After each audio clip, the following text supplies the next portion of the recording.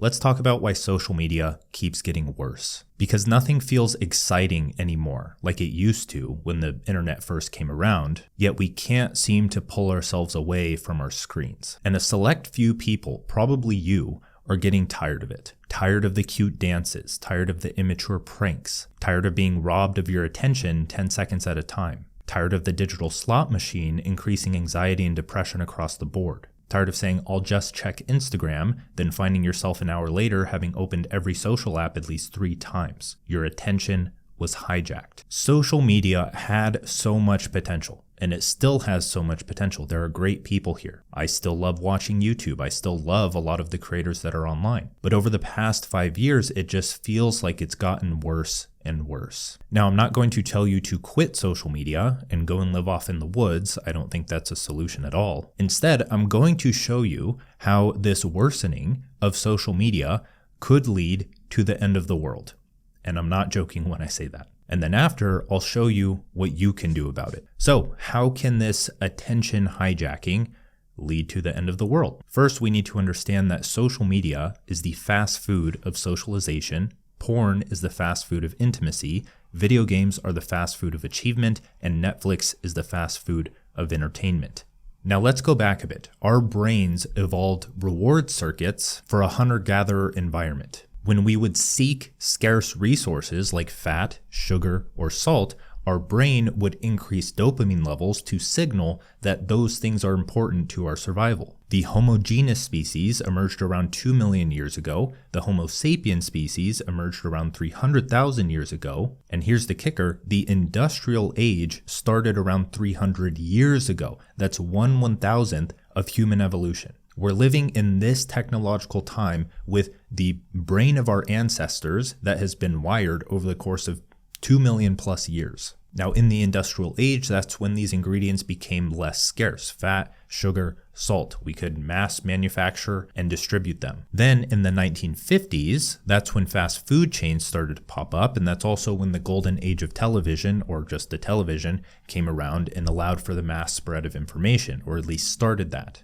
Then a bit later, the internet came around, and it was incredible at first, but then massive companies pursuing profit as their incentive, like Google and Facebook, started competing in a race to the top. Now here's the thing, is that fast food companies had already been testing all of these different combinations of fat, sugar, and salt to maximize the pleasure of eating the fast food. So the internet companies could also study this reward mechanism in our heads, and that's what led to them adopting the advertising model for monetization. And once they did that, they soon found that the most polarizing or inflammatory headlines or content is what captured and held the most attention. So they obviously prioritized that, and all they had to do now was just serve more content that people liked, and that's how the For You page was born, and now here we are. Since media is the mass transfer of information in today's world, this leads to a society optimized for one marshmallow thinking. You can either have one marshmallow now or 2 marshmallows later, and we can't help but choose now. Instant gratification. This is inherently entropic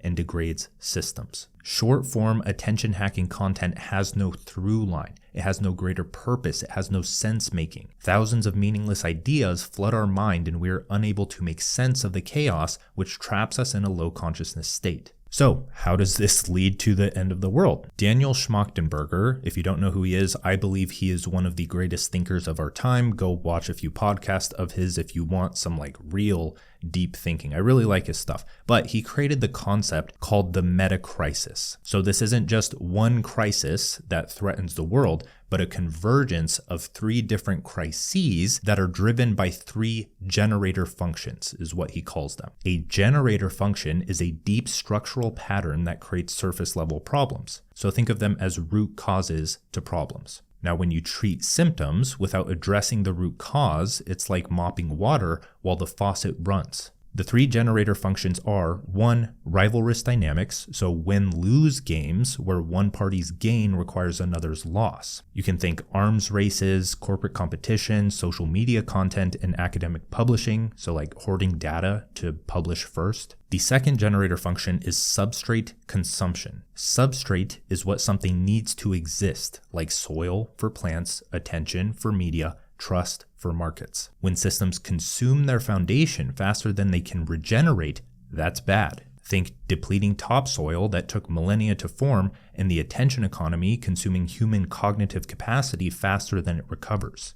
Now, the third generator function is exponential technology. These are tools and systems that improve themselves at accelerating rates, outpacing human wisdom. That's the key point. Think AI doubling in capacity, automated weapons, and social media algorithms evolving faster than we can study their psychological impacts. That was a mouthful. Those are the generator functions, but what does this have to do with civilization? In Daniel Schmachtenberger's opinion, when these things converge, there are two bad outcomes that are possible. The first is catastrophic collapse, so think nuclear war or unaligned AI. And the second is dystopian control, so think total surveillance or digital authoritarianism. So what Daniel is trying to tell us is that we're heading towards one of these two outcomes, but there is a third outcome that he calls the third attractor. Now, we're not here to talk about all of the intricacies of this Metacrisis. I would seriously recommend you go and study it, binge watch 10 hours of his lectures on your own, because we're here to talk about social media and its impact on all of this. So, what can we do about what social media has become, and how is it aligned with getting civilization back on track? So, in order to understand this, you need to understand the three levels of social media content. Now, if you're a creator or you've thought about becoming a creator, this is going to be incredibly useful for you because you can see which level you're in and you can try to make it to the next level to eventually reach level 3, which I believe is the highest ideal of becoming a creator or personal brand, or just someone who's trying to do something meaningful with their life and using media or social media as a way to facilitate that, as we'll discuss. Social media as a whole has changed my life. I can't even understate that, whatever. It's changed my life drastically. I will be the last person to tell you to quit social media because, frankly, my social media experience is overwhelmingly positive. Like I'm not sucked into a lot of the things that we just talked about, and I'm honestly not that tired of it. I'm creating this for the people that feel tired of it because they can't extract the value that is in social media. And that's exactly why people get started with social media, right? I would assume that's why the most sought after career for a young person is to be a YouTuber. And of course, people see other people being a YouTuber and they want to imitate that, but I would argue that there's something deeper there, right? I feel like behind every shallow pursuit, there is a deep reason, but you have to uncover it, right? The person who goes to the gym for vanity or after a breakup because they lack self-confidence, they want to build their physique and do whatever, that's a kind of shallow pursuit, but that's okay because it leads into something deeper. And I would argue that many people understand the value in the back of their head of being healthy, fit, and all the other benefits that come along with lifting. So the same is true for social media. I feel like at least the people that resonate with me, you start because you see something meaningful there. But the problem is that when you start, your lizard brain either gets addicted to the content or you fall for specific level 1 traps that we're going to talk about, and now you want to throw the baby out with the bathwater as a whole. The problem here is that everyone with an internet connection can access social media. Most people have not developed themselves or improved themselves to any meaningful degree. They haven't developed their mind, their critical thinking skills, their body, their health, how they think about the world. They haven't developed skills or some kind of spiritual connection, or they don't have a meaningful outlook on life. So when these people start creating content, then the internet becomes filled with level 1 thinking and low consciousness thinking, and it's difficult to navigate that because you think that's all there is because that's the majority of the population. So level 1, who creates this level 1 social media content? Let's call them the trend jackers. These are your typical influencers or personal brands or creators, and they are often the loudest. Every post is optimized for an isolated dopamine hit. They have zero memory of what they posted yesterday, and they don't care. They're a master of hooks, thumbnails, and clickbait titles. They are content factories. They post thought McNuggets, which we're going to call that fast food for the mind, like McNuggets that are ideas, chicken nugget ideas, and fortune cookie philosophy, which can easily be confused for wisdom, so posturing as level 3 content. They post about whatever's trending, from cold plunges to the carnivore diet. They post pranks, stances, and rage bait because views and likes are the only things they care about. These people are incredibly skilled with attention mechanics, but they strip all meaning, value, and usefulness for the sake of pure virality. These are the people who can and will get replaced with AI, right? You see Higgsfield and other AI companies being able to generate AI avatars and whatever it may be. AI has access to the trends. It requires some form of creativity, but it's not really a creative challenge to just imitate and copy what's working only. Of course, we'll talk about why that's a good thing to do, but if that's the only thing you do, then you may end up in this level 1 camp. The thing about this content and why it matters for civilization is that 99% of it is entropic, entropy. It's characterized by quick certainty, a quick dopamine hit, instant gratification. It doesn't require critical thought. It's just 10-second swipe, 10-second swipe, 10-second swipe. There's no through line. There's nothing connecting them to a greater whole. There's nothing useful that you can take and apply to your life, right? It's not knowledge. You don't acquire it and then use it and then gain experience. You just it just goes in your head, bounces around, causes a lot of trouble. Like you just had a party going on in your head with 1,000 different ideas you got from social media, and now your mental room is so messy, and then there's red Solo cups everywhere and people passed out everywhere. It's just a terrible place, your mind. Now, if you think you're in this level, I want to give at least a few quick tips. So for this one, pursue new interests, accomplish something hard, share your journey toward a goal, read long books and fix your attention span, create an aim for your brand that helps people improve, and attempt to create something meaningful yet comprehensible. Now that leads into level 2, which are the brilliant nobodies. And I have a lot of experience with these people. So these are the Substackers, or the YouTubers with 47 subscribers with arguably brilliant writing or videos. They have incredible ideas. They're super smart. They have so much to offer. They're the people who write threads on these extensive topics but don't gain any traction. They're the authors who have great books but whine and complain about how they can't sell it. And then when you look at their marketing and sales, you know exactly why they can't sell it. So these level 2 creators, they hate the algorithm. They hate everything about social media, and they think they can just come in and do their own thing and not learn the rules of the game and not play the game and expect to succeed because their thoughts are better than everyone else's. Why don't people care about them? These level 2 creators care so much about authenticity, but they use that term to just throw it out there. I don't even know what they mean by it. They care about authenticity, but they don't actually care about helping other people. They care about their ideas sounding good so they can feel a sense of pride and ego behind them. They complain about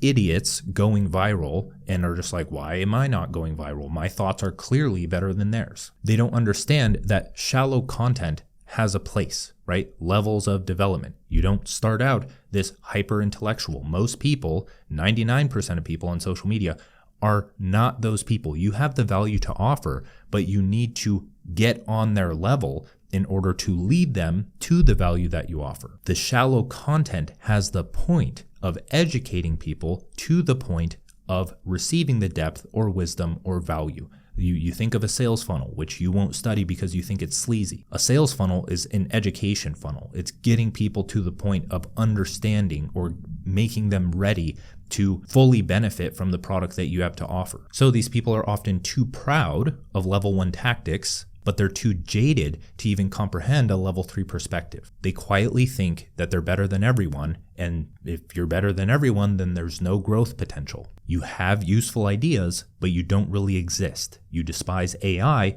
when you're the one who could benefit the most from it. And all of that's fine, right? Because if you're a smart person and you don't want to become a creator, you're just listening to this out of curiosity, that's fine. You don't need to take this to heart. But for those who want to pursue meaningful work, you will be able to identify whether or not you're in this level and then can actually go beyond it so that you can pursue the meaningful work. If you turn against the very thing that can provide that, that's not wise. It's counterintuitive, but merging level 1 with level 2 is one potential solution to create a meaningful impact on civilization at scale. Change starts on the individual level, and culture influences mass behavior, and media influences culture. Hint, you are the media in today's world. Now, one thing here that some of you may not know on YouTube is that I recently merged together multiple theories, right? The AQAL model, spiral dynamics, ego development, flow psychology by Mihai Csikszentmihalyi, performance science, and the Metacrisis into one model that I've called Human 3.0. This is all free. This is just a newsletter that I wrote,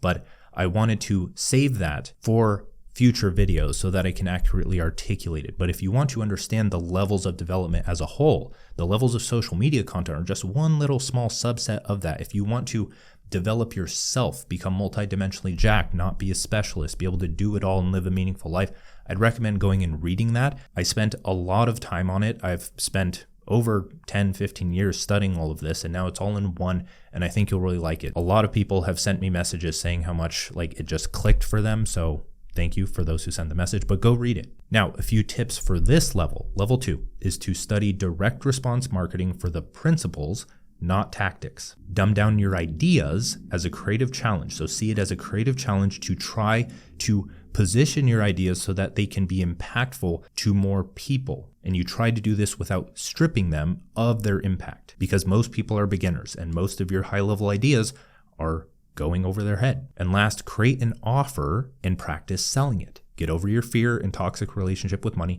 and actually provide value. Participate in value exchange. Now, level 3, let's call them the value creators, the ideal that we're aiming for here. And I want to start with a quote that's kind of related, but it's from Daniel Schmachtenberger, and I really liked it, so I wanted to include it. The written word as the primary type of media was probably required for democracy to work because it required people to think well enough, and they were reading, which meant increased attention span of non-dopaminergic stuff, which also meant enough working memory to hear multiple perspectives.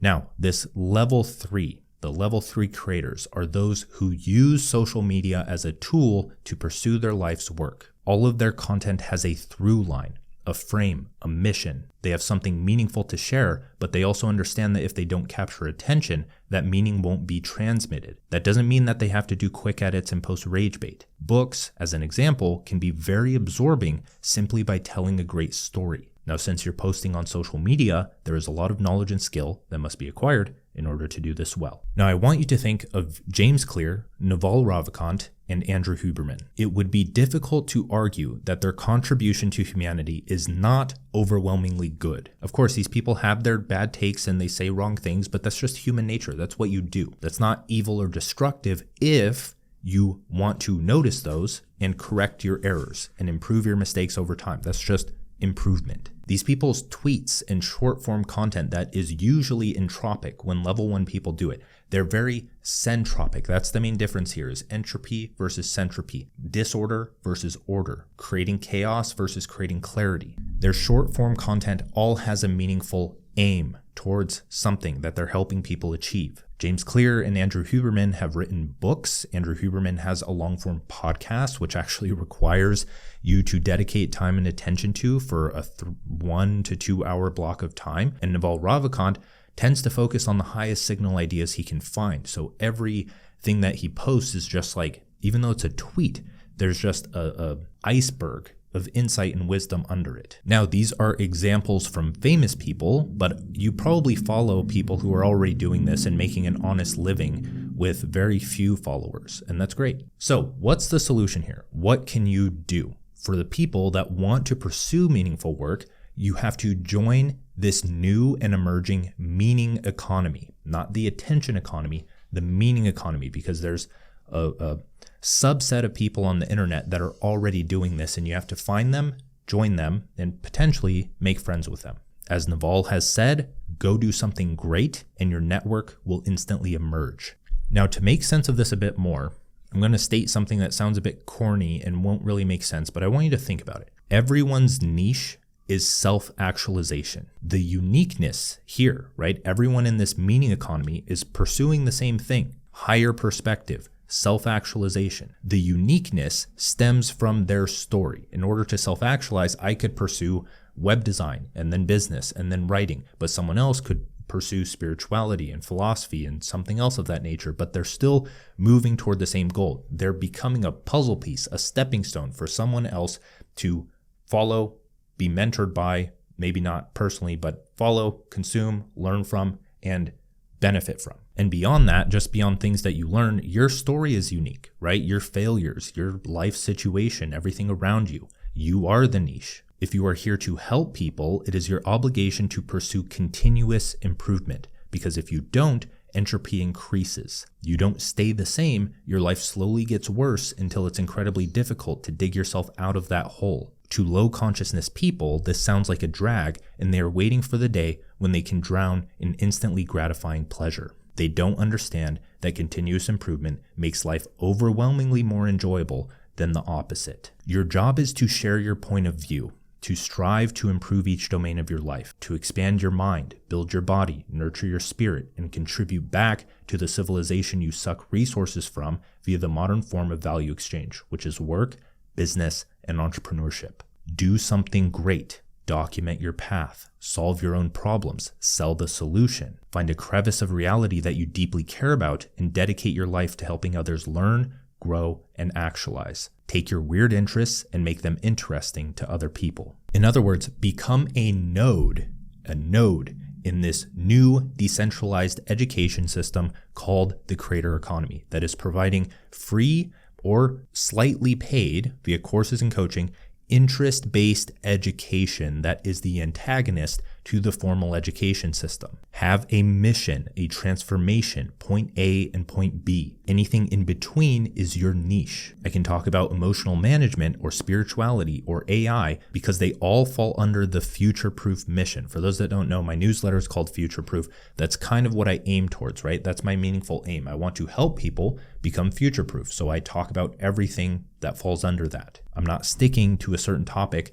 like writing or web design or spirituality or something else. I'm helping people achieve something. Write short content that helps rather than hurts. Write long content that educates, inspires, and pushes people toward better. Create a product that attempts to solve the root cause. Write a book, build a tool, sell a program. There's a lot of hate around courses, but they are arguably the most life-changing types of products because education is the precursor to behavior. And if you change behavior on a large enough scale, then that ripples throughout civilization. Other products, physical products, sometimes software does that, but most of them don't. Since anyone can go onto social media and become a level 1 creator, and anyone can create a course because the bar is so low, that's what creates all of this hate. If you're actually a developed person, I shouldn't say this just because the common stigma, people can't think for themselves around courses. They just imitate and regurgitate what other people are saying. And it's started to turn into some kind of a meme, which is fine. I find it funny too. But if you are a developed person, creating a course or some form of education doesn't have to be free unless you have a terrible relationship with money, then you can make it free. But that is one of the greatest goods you can do. Create with intention. Create to serve. Understand that ideas, content, beliefs, and products are tools, not truth. Create more tools. If people interpret them as truth, they will learn their lesson at some point. The shift from attention economy to meaning economy is already taking place. It's cliche, but the best time to start is now because there's no other time to start aside from now. Now, before you go, I'd recommend subscribing to my Substack. That's where I write 1 to 2 posts on becoming future-proof a week. You can also find in my other videos a lot of tips to building a business or productivity or self-improvement, so on and so forth. So feel free to navigate through my videos. But until next time, I'll see you later. Thank you for watching. Bye.